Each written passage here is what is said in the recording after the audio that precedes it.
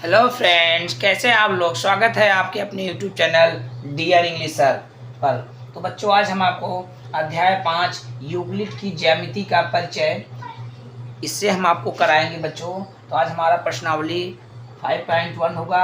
एक कक्षा 9 बच्चों, गणित हमारा कौन सा है? कक्षा 9 की गणित बच्चों।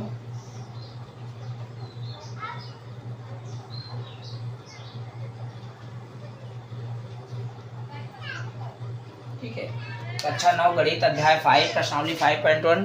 तो बच्चों, अगर आप चैनल पे नए हैं, फटाफट चैनल को सब्सक्राइब कर दीजिए और वीडियो को लाइक कर दीजिए और अपने फ्रेंड को ज़्यादा से ज़्यादा शेयर कर दीजिए। तो आपका ज़्यादा टाइम ना लेते हुए चलो वीडियो को स्टार्ट करते हैं बच्चों।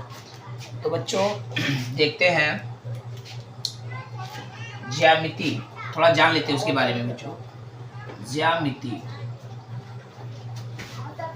ज्यामिति को इंग्लिश में क्या बोलते हैं बच्चों? जियोमेट्री। जियोमेट्री, जियोमेट्री से बोलते हैं जियोमेट्री। ये यूनानी भाषा बच्चों कहाँ से लिया गया है? यूनानी भाषा। अगर हम इनको तोड़ के अलग करें, जैसे मान लो, देखो, जैसे मान लो अलग करते हैं,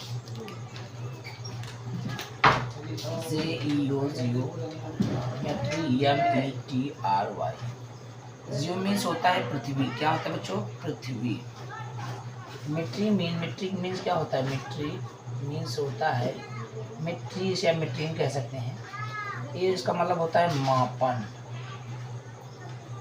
तो इसका मतलब हुआ पृथ्वी का मापन। क्या हुआ मतलब? टोटल हमारा जो मतलब हुआ क्या निकल के आया बच्चों? पृथ्वी का मापन। पृथ्वी का मापन ये निकल गया। ठीक है बच्चों, इसी सब को हम आज यूक्लिड की विधि से देखेंगे। तो इसमें यही सब है बच्चों। तो चलो, यही कुछ था। और जो उनके कुछ अपगृहित हैं बच्चों, जैसे मान लो कह रहा कोई एक बिंदु है बच्चों। उन्होंने कहा एक बिंदु से असंख्य रेखाएं खींची जा सकती हैं। कैसे? ऐसे ऐसे ऐसे ऐसे ऐसे ऐसे बहुत सारी रेखाएं खींची जा सकती हैं। एक बिंदु से कितनी रेखाएं खींची जा सकती हैं बच्चों? असंख्य रेखाएं। उसकी कोई गिनती नहीं कितनी रेखाएं खींची जा सकती हैं। लेकिन अगर किन्हीं दो बिंदु दिया रहे बच्चों, तो दो बिंदु ज्ञात है, तो उस बिंदु से केवल एक रेखा खींची जाती है, अद्वितीय रेखा एक खींची जा सकती है। ठीक है बच्चों, इस तरीके से इन्हीं सब का हम परिचय आज इस अभ्यास में कराने वाले रहे बच्चों। आप लोग वीडियो पे बने रहें। वीडियो पसंद आए जरूर वीडियो को लाइक कर देना। ठीक है बच्चों, तो चलो बच्चों, चैनल को जरूर सब्सक्राइब कर देना। ठीक है, तो चलो हम अब बढ़ते हैं अपने प्रश्नावली 5.1 की ओर। ठीक है बच्चों, चलो बच्चों, क्वेश्चन प्रश्नावली कक्षा 9 गणित प्रश्नावली 5.1 क्वेश्चन 1 देख लेते हैं। क्या कह रहा है बच्चों? कह रहा है निम्नलिखित कथनों में से कौन से कथन सत्य हैं और कौन से कथन असत्य हैं? अपने उत्तरों के लिए कारण भी दीजिए। तो कारण भी हमको देना है बच्चों। ठीक है, कारण देना है। तो बच्चों चलो देख लेते हैं। एक बिंदु से होकर केवल एक रेखा खींची जा सकती है। एक बिंदु से होकर, अभी मैंने परिचय जब कराया था इससे पहले, थोड़ी देर पहले, तो आपको मैंने बताया था कि एक बिंदु से होकर केवल एक बिंदु से, कह रहा है कि एक बिंदु से होकर केवल एक रेखा खींची जा सकती। क्या है? सत्य है। सत्य है बच्चों, एक बिंदु से एक रेखा खींची जा सकती। असत्य भी मैंने बताया। देखो कैसे मैं बताया था, यहाँ हल कर देते हैं इसको, यहीं बगल देख लो बच्चों। मैंने बताया था एक कोई बिंदु है ऐसे। ठीक है, एक बिंदु है। मैंने देखता हूँ स्क्रीन में आ रहा है बच्चों।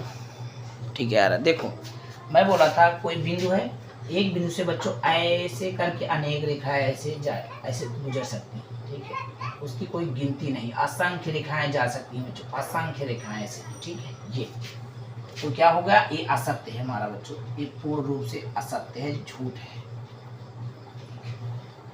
कह रहा अपने उत्तरों के लिए कारण दीजिए। कारण क्या लिखेंगे बच्चों? कारण लिख देंगे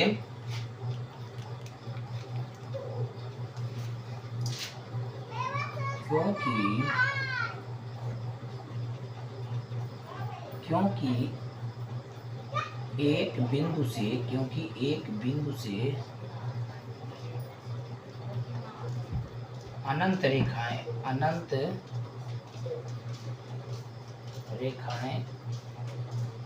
खींची जा सकती हैं।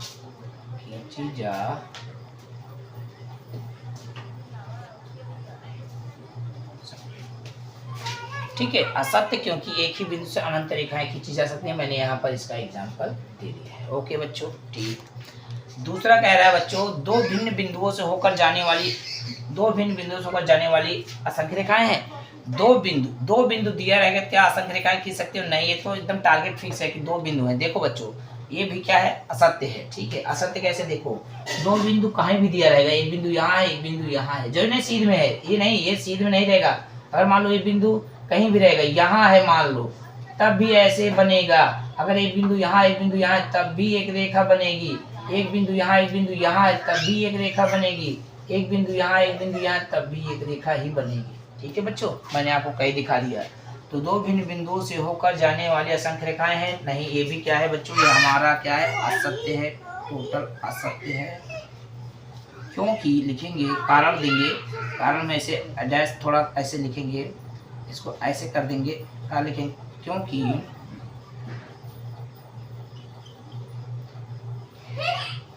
2 बिंदुओं से, क्योंकि 2 बिंदुओं से अद्वितीय रेखा खींची जा सकती है। अद्वितीय रेखा खींची जा सकती है या केवल एक रेखा खींची? 2 बिंदुओं से एक अद्वितीय रेखा खींची जा सकती है। एक अद्वितीय रेखा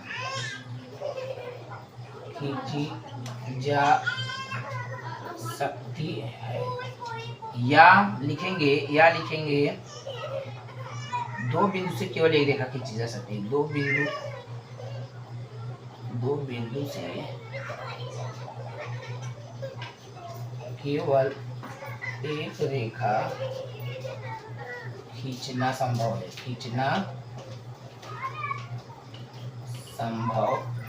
ओके बच्चों, तो 2 रेखा दी रहेंगे तो उनसे केवल एक रेखा ही खींचना संभव है या द्वितीय रेखा खींची जा सकती है। देखो कहीं भी 2 बिंदु रहेंगे, मैंने आपको 1 2 3, मैंने आपको बच्चों कितना देखा? मैंने आपको 1 2 3 4, मैंने 4 आपको उदाहरण लेके होंगे आपको दिखाया। ठीक है, वहां पर देखिए। ठीक है, तीसरा देखते हैं, एक शांत रेखा दोनों ओर अनिश्चित रूप से बढ़ाई जा सकती है। ठीक है बच्चों, चलो देखते हैं शांत रेखा क्या होती है बच्चों, देखते हैं। एक शांत रेखा दोनों अनिश्चित रूप से बढ़ाई सकती है। क्या है बच्चों? हमारा क्या है? टोटल हमारा क्या है बच्चों? सत्य है। ये बच्चों हमारा क्या है? टोटल। ये टोटल हमारा क्या है बच्चों? सत्य है। देखो हम यहाँ आपको दिखा देते हैं बच्चों, ऐसे दिया रहेगा, ऐसे। अब आप इसको इधर भी तान के बढ़ा सकते हैं, इसको इधर भी बढ़ा सकते हैं, रेखा बढ़ा सकते हो। ठीक, ओके, इसको हम इधर भी बढ़ा सकते हैं, इसको हम इधर भी बढ़ा सकते हैं। ओके, तो बच्चों एक शांत रेखा, क्योंकि लिखेंगे, क्योंकि एक शांत रेखा को दोनों ओर बढ़ाया जा सकता है। दोनों ओर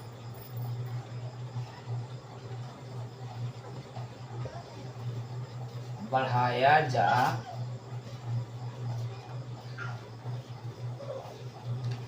जा सकता है, क्योंकि एक शांत रेखा को दोनों ओर बढ़ाया जा सकता है। ठीक है बच्चों, इस तरीके से। ठीक है, अगर वीडियो पसंद आ रहे बच्चे तो वीडियो जरूर लाइक कर दीजिए, हमारे जो भी मित्र देख रहे हैं। ठीक है बच्चों, तो एक और है, चलो देख लेते हैं चौथा क्या कह रहा है। यदि 2 वृत्त बराबर हैं तो उनकी त्रिज्याएं बराबर होती हैं। तो बिल्कुल सही कह रहा है बच्चों, ये 2 वृत्त बराबर हैं तो उनकी त्रिज्या बराबर होगी। कैसे? देखो बच्चों, अगर मैं 4 सेंटीमीटर का आर्क लेकर, चाप लेकर अगर एक वृत्त खींचूंगा, ठीक है, ये 2 वृत्त बराबर हैं। देखो बच्चों, 4 सेंटीमीटर अर्घ लेकर मैं एक वृत्त खींचा, फिर 4 सेंटीमीटर अर्घ लेकर एक वृत्त खींचा, क्या अलग अलग नाप के क्या वृत्त बनेंगे? क्या 4 सेंटीमीटर वृत्त बराबर है, मतलब उनकी जो चौड़ाई होगी, जो उनका जो पूरा परिध बनेगा वो कितना हो? समान होगा। वृत्त हमारे बराबर है तो उनकी त्रिज्याएं भी क्या होंगी? बराबर होंगी। ये कथन आपका बिल्कुल ही क्या है बच्चों? ये कथन सवाल का बिल्कुल ही सत्य है। क्या है बच्चों? बिल्कुल टोटल सत्य है। ठीक है, कैसे? देखो, एक मान लो ये देखो, मैंने कोई वृत्त लेके ऐसे मैंने खींचा, इसको मैंने वही नाप लेके यहाँ खींचा। अब बच्चों यहाँ थोड़ा बहुत बड़ा हो जाएगा, उसको जब आप नाप खींचेंगे, देखो अगर ये देखो ये हमारा ओ है, तो केंद्र से परिधि तक की दूरी त्रिज्या कहलाती है। उसको आर से दिखाते हैं। आर हमको इंग्लिश में ये रेडियस बोलते हैं, रेडियस को त्रिज्या बोलते हैं हिंदी में। ओके, तो बच्चों ये अगर हमारी त्रिज्याएं लिखेंगे,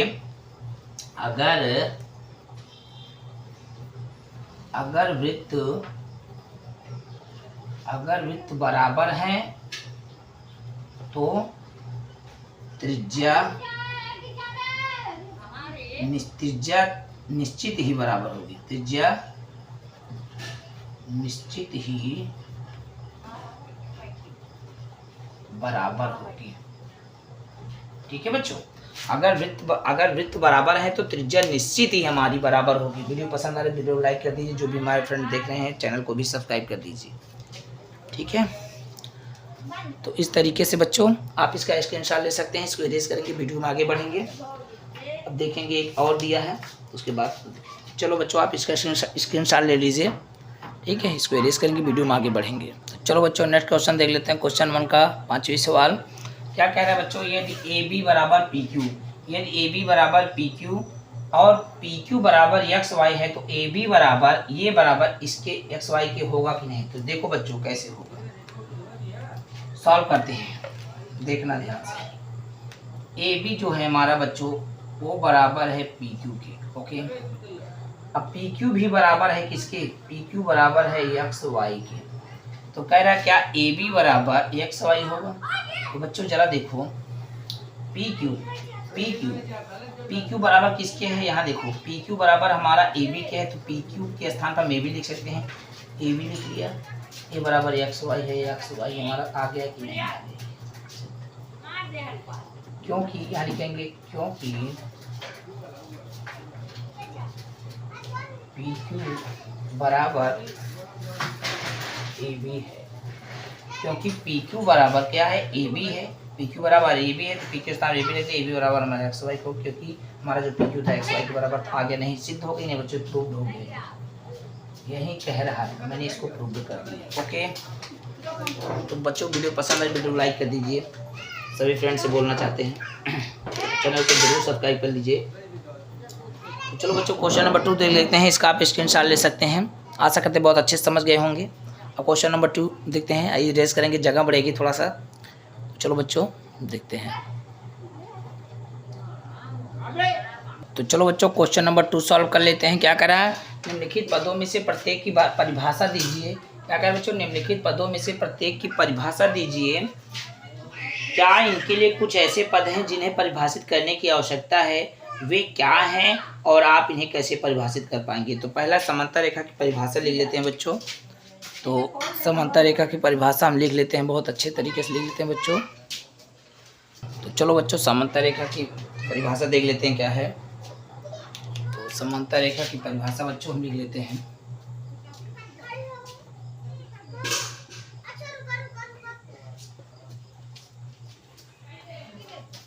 समांतर रेखा किसे कहते हैं बच्चों, जरा देख लो। ऐसे दो रेखाएं रहती हैं जिनके बीच की जो दूरी होती है ना बच्चों, हर जगह पे क्या होती है, जिनके बीच की दूरी हर जगह पे क्या होती है, इक्वल होती है, समान। तो समांतर रेखा किसे कहते हैं। तो बच्चों जिनके बीच की, यहाँ लिखेंगे जिनके दो रेखाएं, दो ऐसी रेखाएं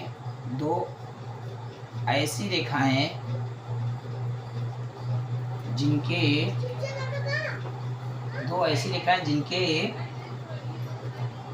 बीच की दूरी हर जगह पर समान होती है, हर जगह पर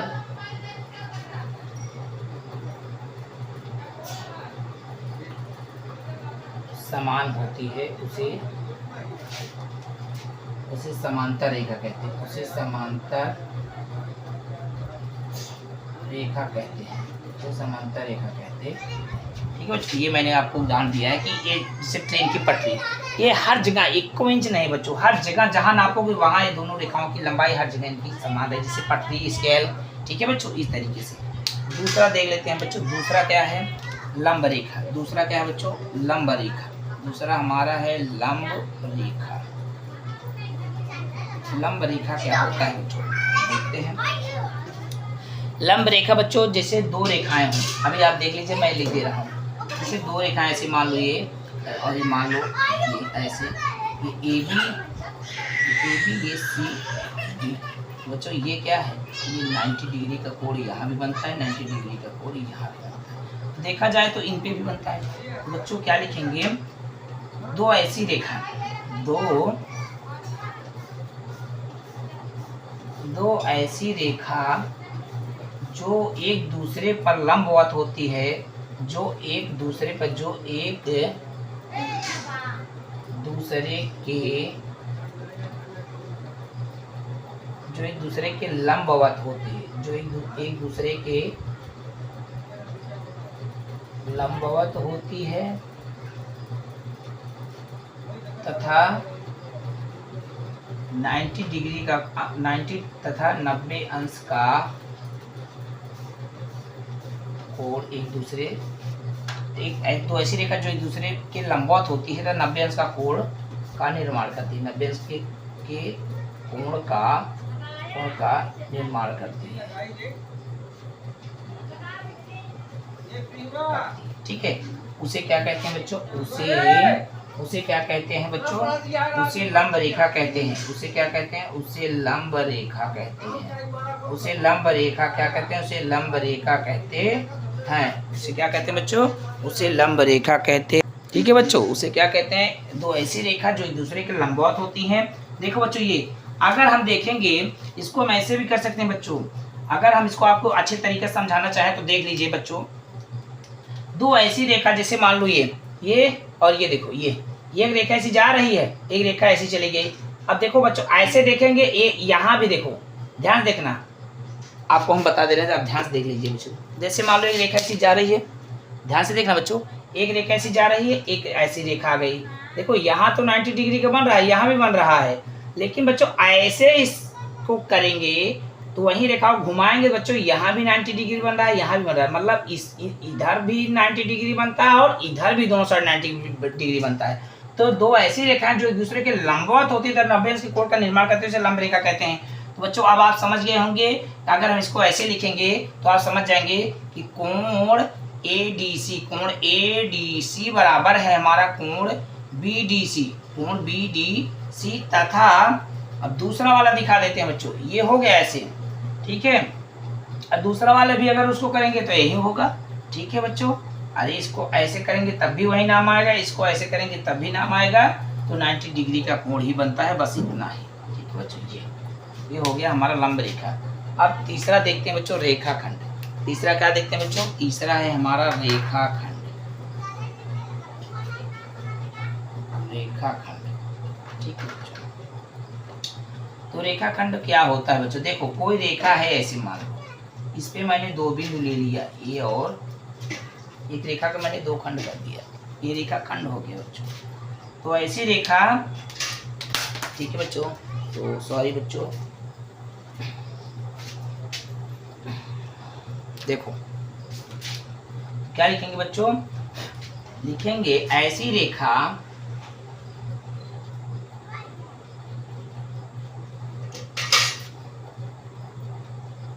जिसमें से दो बिंदु कहीं से लिए जा सके, कहीं से लिए जा सके, जहां से कहीं, ऐसी रेखा जिसमें से दो बिंदु कहीं से लिए जा सके, यानी किसी रेखा का, मान लो किसी रेखा का निर्माण मैंने कर दिया, ये भी हो गया कोष्टक में रेखा। ठीक, एक ऐसी रेखा जिसमें दो बिंदु कहीं से लिए जा सके, जैसे मैंने यहाँ से ले लिया रेखा, उसे क्या कहते हैं? उसे रेखाखंड कहते हैं, रेखाखंड कहते हैं। चलो बच्चों, हम बता रहे हैं आपको। मान लो देखो, यहाँ देखो एक लाइन लगी है, इसे कतार, यहाँ मान लो रोहन है, यहाँ सोहन है, यहाँ मोहन है, यहाँ महेश है, यहाँ पवन है। ठीक है, ये 4-5 बच्चे लाइन से लगे हैं, मान लो हमारे बिंदु डिजिट। मैं आपको स्पेशल तरीके से बता रहा हूँ बच्चों। हम क्या करेंगे, दो बिंदु मैंने यहाँ से यहाँ तक मैंने ले लिया, इनको ले लेंगे मोहन, और देखो मोहन, और यहाँ मोहन नहीं जी, दूसरा मान लेते हैं, हाँ क्या मान लेते हैं बच्चों? तिलक। यहाँ तिलक ले लिया, यहाँ महेश। इन दोनों को अगर हम निकाल लेंगे ऐसे करके, इन दोनों बिंदु को निकालेंगे तो रेखा बीच से ब्रेक हुई ना बच्चों, टूट गई ना रेखा, उसका रेखा का खंड हो गया बच्चों। देखो अगर हम इनको निकालेंगे तो रेखा ऐसे बनेगा, ऐसे मैंने दिया, यहाँ आर था, ये आर का बिंदु, यहाँ यस था, यहाँ यस रहेगा। इन दोनों को निकाल लिया तो यहाँ क्या बचा? पी बचा। बाकी ये दोनों तो चले गए, ये बिंदु जो निकल गए। देखो बच्चों, रेखा हमारी टूट गई कि नहीं टूट गई? जब ये दोनों निकल जाएंगे, ये यहाँ है, यहाँ है, यहाँ है, यहाँ है, यहाँ है, अगर टी एम निकल गए तो बच्चों दो बिंदु टी एम निकल गए तो रेखा हमारी यहाँ से ब्रेक हुई नहीं? देखो टी एम की वजह से अधूरी होगी ना रेखा, इसी को कहते हैं बच्चों रेखाखंड। शायद डियर इंग्लिश सर की लैंग्वेज में आपको समझ आ रहा है, तो प्लीज़ वीडियो को लाइक कर दें, चैनल को जरूर सब्सक्राइब कर लें बच्चों, ठीक है। बहुत स्पेशल तरीके से बता रहे हैं बच्चों, तो प्लीज़ इस वीडियो को लाइक करें, चैनल को सब्सक्राइब करिए, ठीक है। ये दिख रहा है, ठीक है, ठीक है बच्चों, ये रेखाखंड हो गया। अब हम आपको इसको इरेज करेंगे, वीडियो में आगे बढ़ेंगे बच्चों, ठीक है। तो चलो नेक्स्ट देख लेते हैं अगला जो क्वेश्चन है। तो चलो बच्चों चौथा देख लेते हैं क्या कह रहा है। वृत्त की त्रिज्या। तो बच्चों अभी मैंने आपको बताया था वृत्त की त्रिज्या। वृत्त क्या होता है, ये देखो, ये केंद्र से परिधि तक की दूरी। केंद्र से लिखेंगे बच्चों, केंद्र से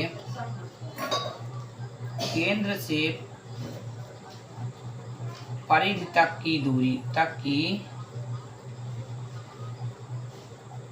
केंद्र से परिधि तक की दूरी वृत्त की त्रिज्या कहलाती है। वृत्त की क्या कहलाती है, वृत्त की त्रिज्या, वृत्त की त्रिज्या कहलाती है, ठीक है बच्चों। क्या कहलाती है, वृत्त की त्रिज्या। वृत्त केंद्र से परिधि तक की दूरी वृत्त की त्रिज्या कहलाती है। ये आपका बच्चों क्या हो गया, वृत्त की त्रिज्या हो गई, ठीक है, ओके। चौथा हो गया।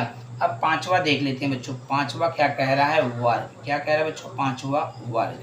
तो वर्ग देख लेते हैं बच्चों। वर्ग किसे कहते हैं बच्चों, वर्ग हम बताते हैं आपको। ये देखो, जिसके सारे कोण 90 अंश के बनते हैं बच्चों, और भुजा भी उनकी क्या होती है, इक्वल। सब भुजाएं इक्वल होती हैं, ओके। तो ले लेते हैं बच्चों, देखते हैं वर्ग किसे कहते हैं। जिसकी देखो ऐसी आकृति जो चार भुजाओं से घिरी होती है। ऐसी आकृति जो चार भुजाओं से,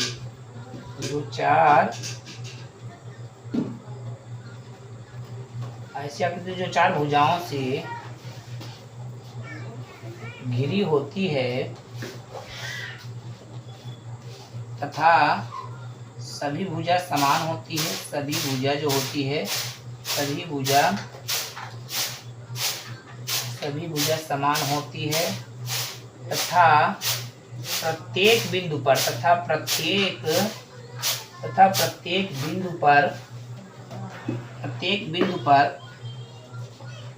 90 अंश का, कितना बच्चा, प्रत्येक बिंदु पर 90 अंश का कोण, प्रत्येक बिंदु पर 90 अंश का कोण अंतरित होता है,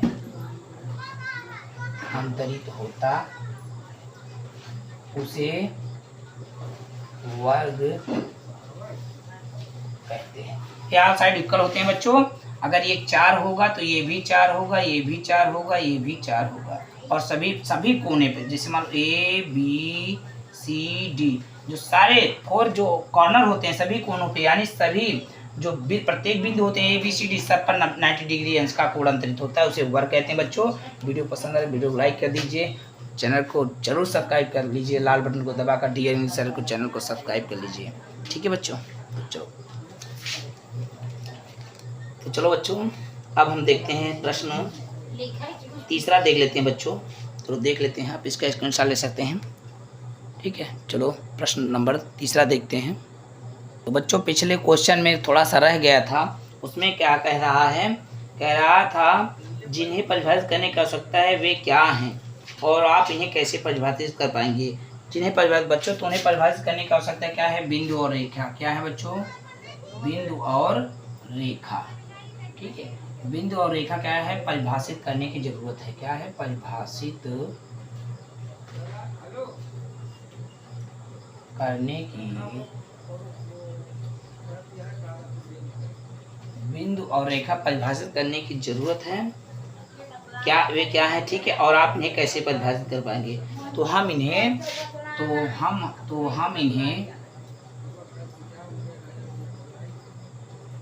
यूक्लिड की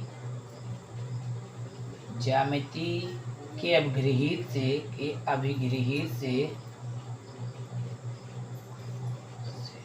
परिभाषित कर सकते हैं। परिभाषित कर सकते हैं। यही छूट गया था बच्चों, ठीक है। तो बिंदु व रेखा परिभाषित करने की जरूरत है। दो शब्द हैं, कौन से का, बिंदु और ये रेखा, ये परिभाषित करने की जरूरत है। तो हम इन्हें यूनिट की ज्यामिति के गृहित से परिभाषित कर सकते हैं। तो चलो बच्चों आप देख लेते हैं क्वेश्चन नंबर 3, ठीक है। आप देखते हैं क्वेश्चन। चलो बच्चों क्वेश्चन 3 देख लेते हैं। कह रहा है नीचे दी हुई अभिधारणाओं पर विचार कीजिए। दो बिंदु ए और बी दिए रहने पर एक तीसरा बिंदु सी ऐसे विद्यमान है जो ए और बी के बीच स्थित होता है। लेकिन बच्चों यहाँ ज़रा ध्यान से देखना, यहाँ दो बिंदु ए और बी दिए रहने पर एक तीसरा बिंदु, लेकिन वो ये नहीं बता रहा है कि कहाँ बिंदु है, ठीक है। किस रेखा नहीं लिख, देखो यहाँ पर रेखा कहीं लिखा है, नहीं लिखा है। दो बिंदु बता दिए कि है कि किस पे नहीं। तो यहाँ बच्चों एक रेखा हमारा क्या है, एक अहम है, ठीक है। ये इस अभिधारणाओं पर विचार करना है कि यहाँ रेखा मिसिंग हो गया है, ठीक है। नीचे दी अभिधारणाओं पर हमें यही विचार करना है, ठीक है। यहाँ अच्छा दूसरा देख लेते हैं बच्चों क्या कह रहा है। तो दूसरा लिख लेते हैं। चलो बच्चों क्वेश्चन इसका तीसरे का दूसरा देख लेते हैं क्या कह रहा है। यहाँ कम से कम ऐसे 3 बिंदु विद्यमान हैं कि वे एक रेखा में स्थित नहीं है। क्या कह रहे हैं बच्चों, यहाँ कम से कम ऐसे 3 बिंदु विद्यमान हैं कि वे एक रेखा में स्थित नहीं है, ठीक है बच्चों। तो बच्चों एक चीज़ ज़रा बताइए कि यहाँ कम से कम ऐसे 3 बिंदु विद्यमान है। जहाँ 3 बिंदु होंगे वहाँ एक रेखा बनेगी नहीं, कि वे रेखा में स्थित नहीं है। ये तो एक रेखा में स्थित रहेंगे, चाहे जैसे रहेंगे बच्चों। देखो अगर एक 3 यहाँ, एक 3 यहाँ, एक 3 यहाँ, अगर इनको हम ऐसे मिलाएंगे तभी तो रेखा में रहेंगे। तो बच्चों यहाँ पर देखो, यहाँ पर क्या है, यहीं पर यहाँ पर रेखा और यहाँ बिंदु का क्या है, हम इस पर विचार कर लेंगे, ठीक है बच्चों, ठीक है। कह रहा है यहाँ कम से कम ऐसे 3 बिंदु विद्यमान है कि वे रेखा में स्थित नहीं है, एक रेखा में स्थित नहीं है। अरे एक रेखा में स्थित नहीं है, यहाँ देखो, अरे एक रेखा यहाँ है, एक रेखा यहाँ है। क्या कह, कम से कम ऐसे 3 बिंदु हैं विद्यमान है कि वे एक रेखा में स्थित नहीं है, ठीक है। तो चाहे जैसे हो तो रेखा में तो आएंगे, ठीक है। समझ रहे हैं ना आप बात को, ठीक, इस तरीके से। अब इसका तीसरा देख लेते हैं बच्चों।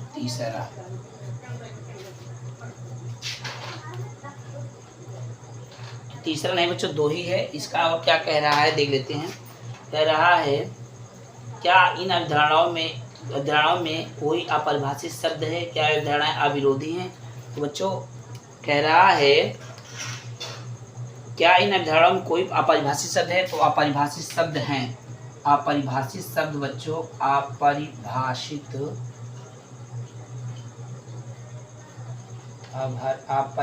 शब्द क्या है बच्चों, अपरिभाषित शब्द हैं रेखा और बिंदु। क्या है बच्चों, रेखा और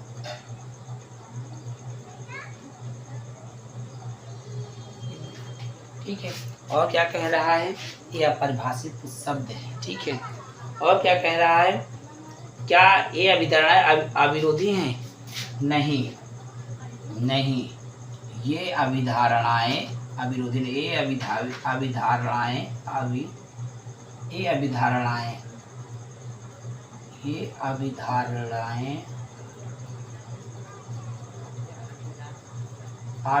नहीं है, अविरोधी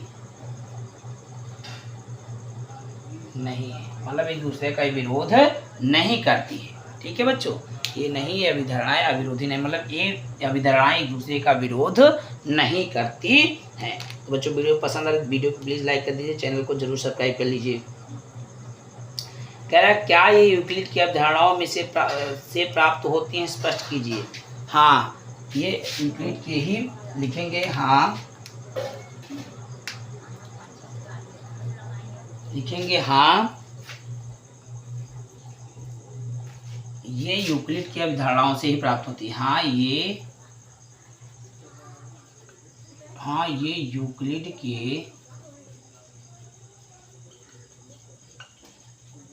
अवधारणाओं, हाँ ये यूक्लिड की अवधारणाओं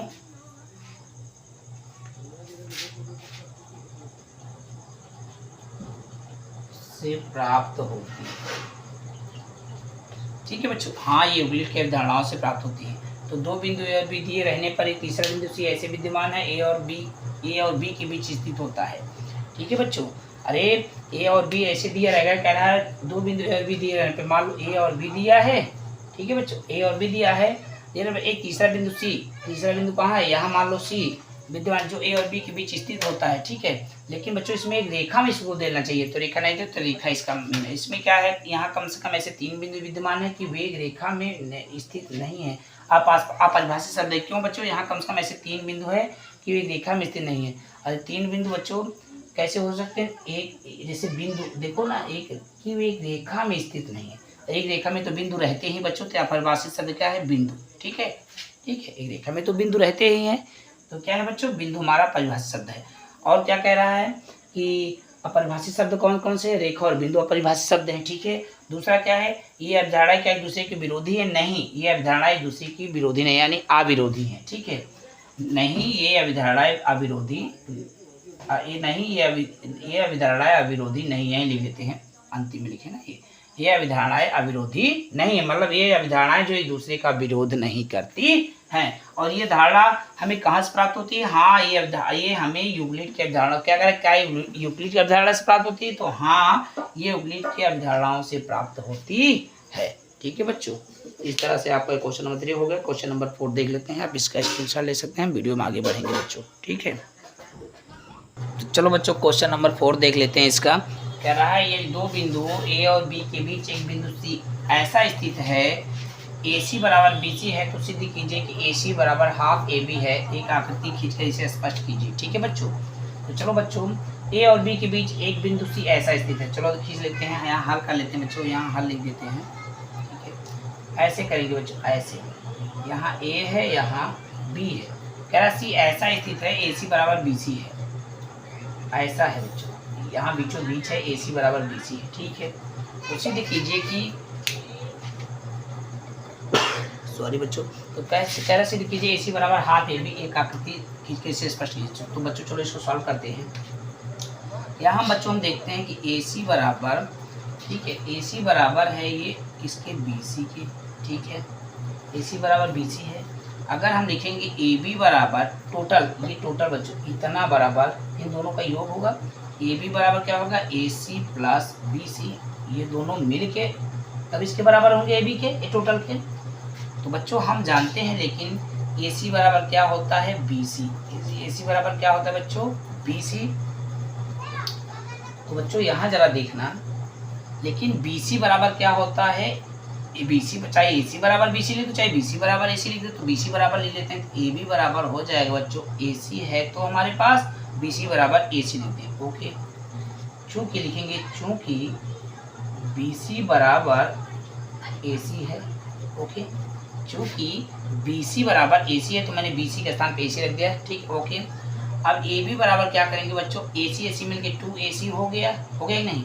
अब हमको सिद्ध क्या करना है बच्चों, AC बराबर, AC बराबर करेंगे तो मल्टीप्लाई में बटन चला जाएगा, बच्चों AC बराबर होगा AB बटा में 2, आ गया, प्रूव्ड हो गया। अब इसको चाहे हम लिख सकते हैं बच्चों, AC बराबर हाफ AB, इसको यहाँ ना लिखें कि नहीं दिखाई देगा, यहाँ लिख देते हैं बच्चों, ये क्या लिखेंगे बच्चों, लिखेंगे AC बराबर 1/2 AB, चाहे ऐसे लिखो चाहे ऐसे लिखो, ये हमारा आंसर हो गया बच्चों, हमारा ये प्रूव्ड हो गया, प्रूव्ड, मैंने इसको सिद्ध कर दिया, ये भी हमारा आंसर, ये भी हमारा आंसर हो सकता है, ये भी सिद्ध है, तो चाहे इसको लिखो चाहे इसको, अरे AB/2 करो, चाहे 1/2 AB गुणा होगा तो AB/2 ही होगा, ठीक है बच्चों। इस तरीके से हम इसको बहुत ईजी से कर पाते हैं। वीडियो पसंद है तो वीडियो लाइक कर दीजिए, सभी फ्रेंड से कहना चाहेंगे अगर वीडियो अच्छा लग रहा है तो प्लीज़ चैनल को सब्सक्राइब कर दीजिए। तो आप इसका स्क्रीनशॉट लीजिए बच्चों। नेक्स्ट प्रश्न जो अगला क्वेश्चन है अगला देख लेते हैं बच्चों। मैंने आकृति खींच कर भी आपको बता दिया है कि बच्चों इसको जब जोड़ेंगे, यहाँ इसको और इसको दोनों जोड़ेंगे तब इसके बराबर होंगे, इस वाले की AB के बराबर, टोटल के बराबर बच्चों, इसके बराबर देख लीजिए किसके बराबर, अभी तक नहीं समझ पा रहे तो अब हम अलग कर दे रहे हैं बच्चों, ये दोनों जुड़ेंगे किसके बराबर होंगे बच्चों, इसके बराबर होंगे, हाँ AB के बराबर, ठीक है बच्चों, इस तरीके से, ठीक। चलो क्वेश्चन नंबर 5 देख लेते हैं बच्चों, ठीक है, क्वेश्चन नंबर, तो चलो बच्चों क्वेश्चन नंबर 5 देख लेते हैं। तो क्या कह रहा है, प्रश्न 4 में जो अभी मैंने लगाया, कह रहा है प्रश्न 4 में C रेखाखंड AB का मध्य बिंदु कहलाता है, ऐसे बच्चों जो दिया था, ये देखो जो मैंने भी बनाया था, ध्यान से देखना, ये क्या था बच्चों, ये AB था, यहाँ C, ये अभी मैंने रेखाखंड बताया ना, कोई रेखा में से इसको हटा लेंगे तो रेखा ब्रेक हो जाएगी, रेखा खंड हो जाएगी, टूट जाएगी। देखो ये बताया था ना बच्चों, समझ में आया ना?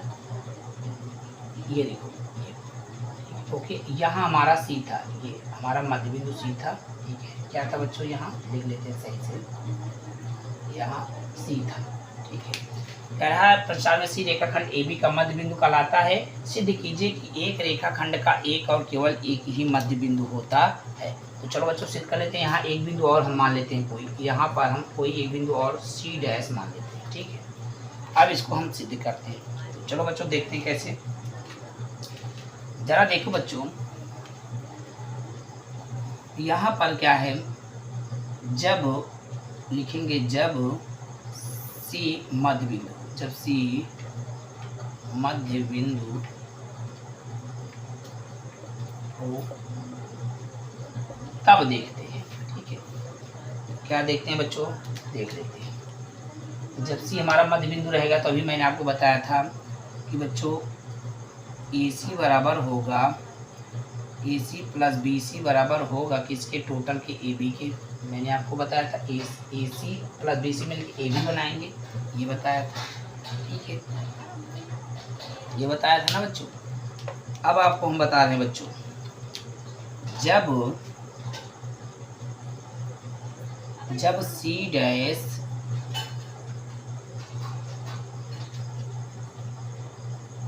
सी डैश मध्य बिंदु हो तब क्या होगा बच्चों। तो यहाँ देखेंगे जरा, देखो यहाँ पर ये भी था बच्चों, यहाँ पर थोड़ा सा लिखने हम भूल गए। देखो ए सी बराबर था बी सी के, किसके बराबर था, ए सी बराबर बी सी के था। अब बच्चों हम यहाँ क्या करेंगे, यहाँ क्या करेंगे बच्चों, हम करेंगे कि अब तो बच्चों ये तो बराबर है नहीं। ठीक है, तो इसको हम क्या लिखेंगे बच्चों, जरा ध्यान से देखिए। जब सी डैश मध्य बिंदु हो तब क्या करेंगे बच्चों, तो लिखेंगे ए बी बराबर लिखेंगे बच्चों A C dash plus B C dash. ठीक है, ठीक,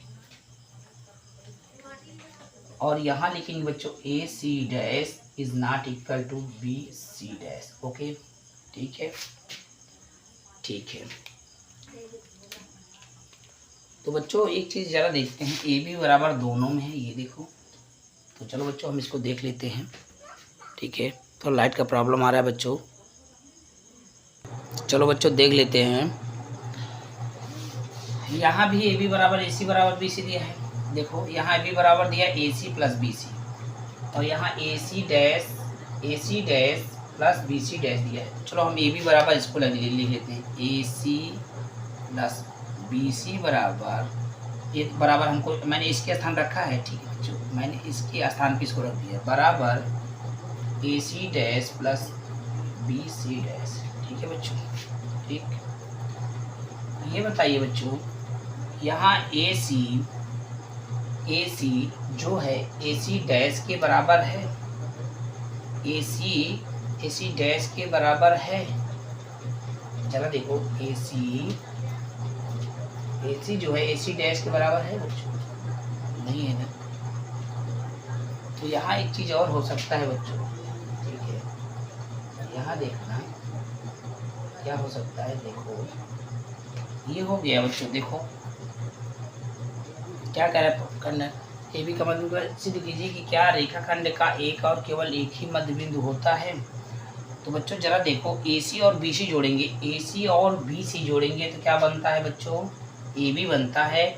और ए सी डैश और बी सी डैश जोड़ते हैं तो क्या बनता है, तब भी हमारा ए बी ही बनेगा, दोनों मिला के ए बी बनेगा। ठीक है, ए बी तो बन रहा है बच्चों, लेकिन इसका मध्य बिंदु कैसे कंफर्म होगा, ज़रा ये बताओ। ठीक है, बताओ ज़रा कैसे कंफर्म होगा। थोड़ा सा सही सॉल्व कर लेते हैं बच्चों, उसको यहाँ मान लेते हैं हम। यहाँ एक कह रहा है प्रश्न 4 में से रेखाखंड ए बी का मध्य बिंदु है। ये देखो कहता है सिद्ध कीजिए कि एक रेखाखंड का एक और केवल एक ही मध्य बिंदु होता है। तो बच्चों यही सिद्ध करना है। एक बिंदु मैंने सी मान लिया मध्य बिंदु, एक मैंने डी मान लिया मध्य बिंदु। जब सी मध्य बिंदु होगा तब क्या होगा बच्चों, हम लिख सकते हैं ए बी बराबर क्या हो सकता है बच्चों। ठीक है, तो ए बी ए सी अगर लिखेंगे, ए सी बराबर होगा बच्चों हाफ ए बी, होगा कि नहीं होगा? अरे ए सी कब होगा? जब ए बी का आधा करेंगे, ठीक है। और लिखेंगे बच्चों, अब क्या लिखेंगे? जब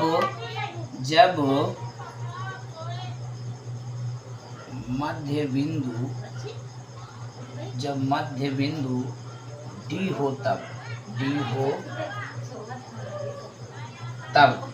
क्या करेंगे बच्चों? तो जरा ध्यान से देखना, जब डी मध्य बिंदु होगा तो बच्चों ए डी बराबर क्या लिखेंगे? ए डी बराबर हम लिख सकते हैं हाफ ए बी।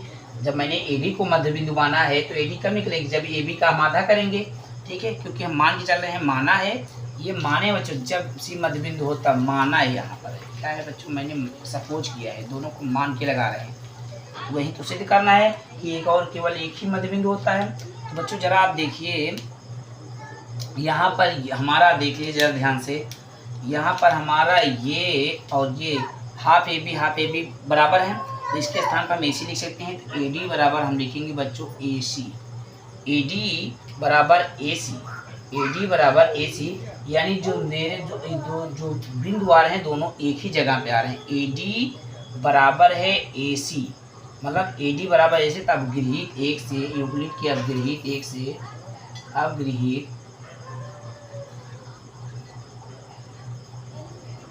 एक से, ठीक है। यूक्लिड की अवगृहीत एक क्या कहता है बच्चों? यूक्लिड का अवगृहीत एक क्या कहता है, उस पर ध्यान देने वाली बात है, ठीक है। यूक्लिड का अवगृहीत क्या है?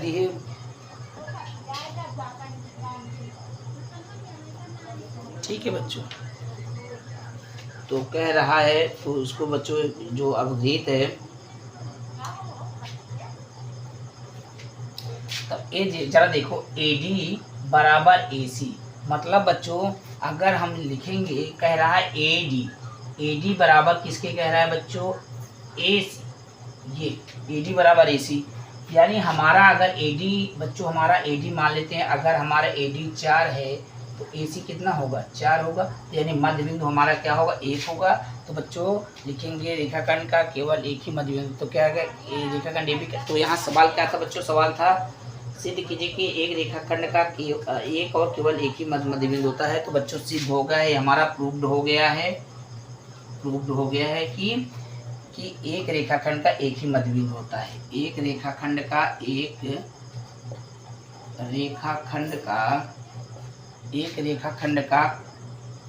केवल एक ही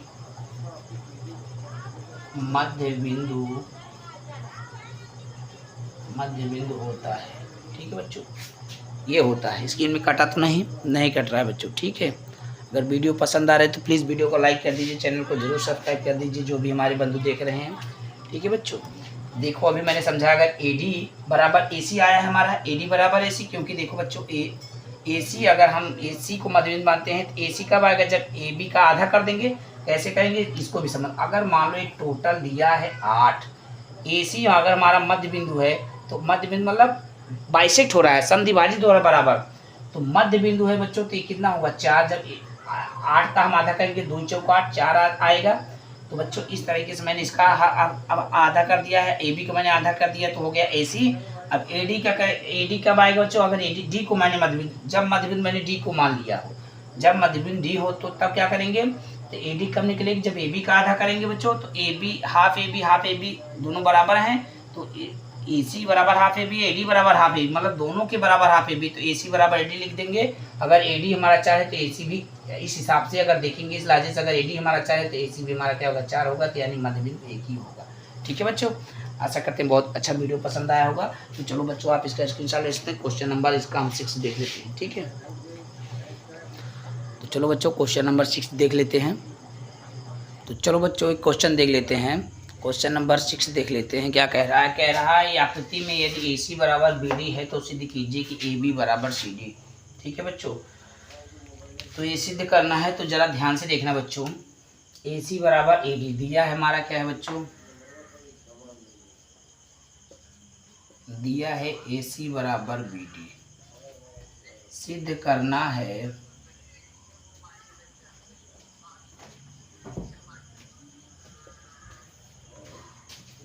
ए बी बराबर सी डी। ओके, सिद्ध करना है ए बी बराबर सी डी।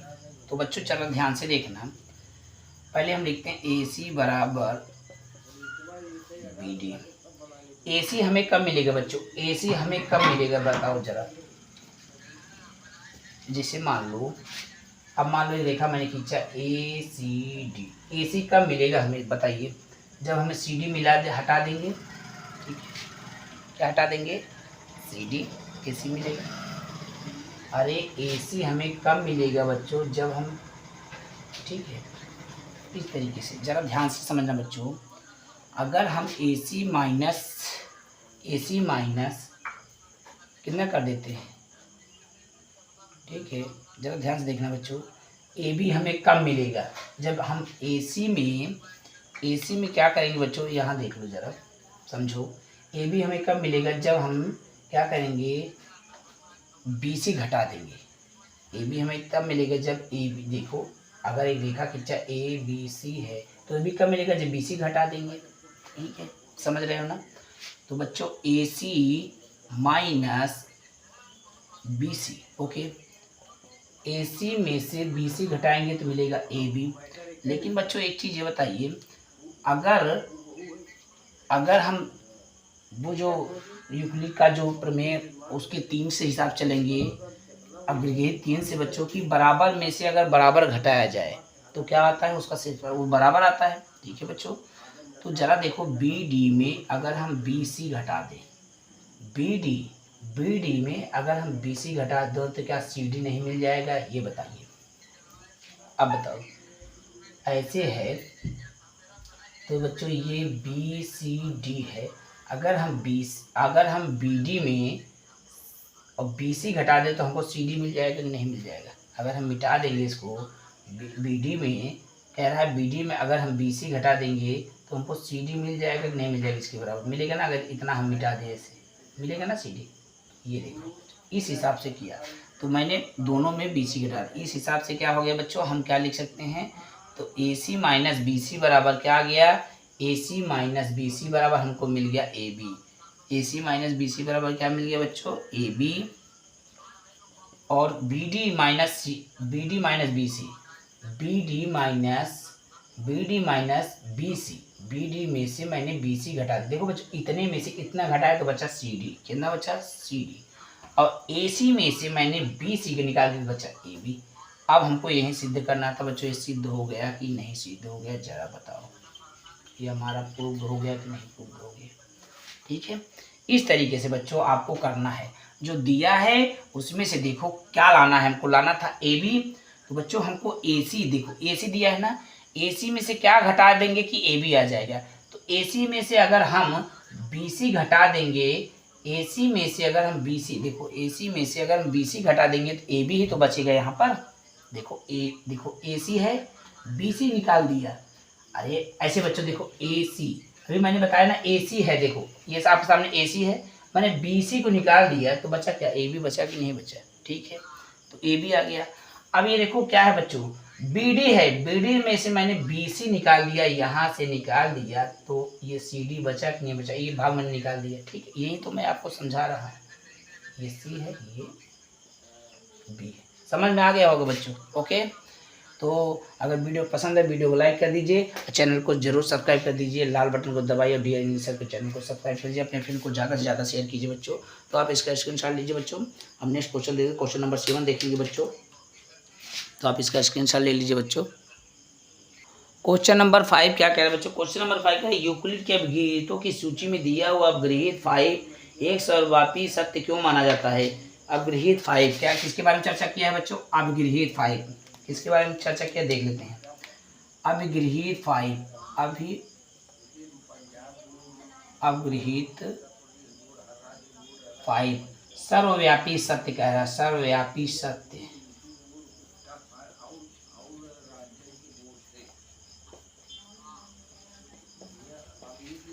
तो अवगृहीत 5 सर्वव्यापी सत्य माना जाता है। ध्यान दीजिए कि यह प्रश्न 5वीं धारा से संबंधित नहीं है। तो बच्चों चलो ध्यान से देखते हैं कि पूर्ण भाग से बड़ा होता है। क्या था बच्चों, पूर्ण भाग से बड़ा। जैसे मान लो ये देखो ये पूर्ण है, भाग क्या होता है बच्चों, भाग ये होता है, ये अगर मान लो इतना इतना निकाल लिया तो बड़ा कौन होता है? बड़ा हमारा भाग होता है। ये तो बड़ा हमारा पूर्ण होता है, ये तो भाग है उसका। जैसे मान लो बच्चों, जैसे मान लो हमारा देश भारत है। क्या है बच्चों? हमारा देश भारत है। उसका राज्य क्या है? राज्य एक भाग है। बड़ा कौन है? बड़ा ये तो बहुत छोटा सा है बच्चों, ये ठीक है। भारत जैसे हमारा एक ये पूर्ण है और राज्य क्या है? उसका एक भाग है। ठीक है बच्चों, इस तरीके से आप कह सकते हैं। ठीक है, जैसे मान लो स्कूल है बच्चों, स्कूल, ये स्कूल एक पूर्ण है, लेकिन जो कक्षा होती है ना बच्चों, उसका एक छोटा सा भाग होता है। ठीक है, ये आप अच्छे तरीके से आप इसका अभिप्राय सर्वव्यापी सत्य माना जाता है, इसलिए इसको सर्वव्यापी सत्य माना जाता है। आप लोग अच्छे से समझ गए होंगे। तो आज हम अध्याय 5 में कक्षा 9 गणित प्रश्नावली 5.1 यूक्लिड की ज्यामिति परिचय हमने आपको बहुत अच्छे से बताया। अगर वीडियो पसंद आई हो तो वीडियो को जरूर लाइक कीजिए, ज़्यादा से ज़्यादा शेयर कीजिए और चैनल को जरूर सब्सक्राइब कर लीजिए और डी इंग्लिश सर को सपोर्ट कर दीजिए। मिलते हैं नेक्स्ट वीडियो में। जय हिंद, वंदे मातरम।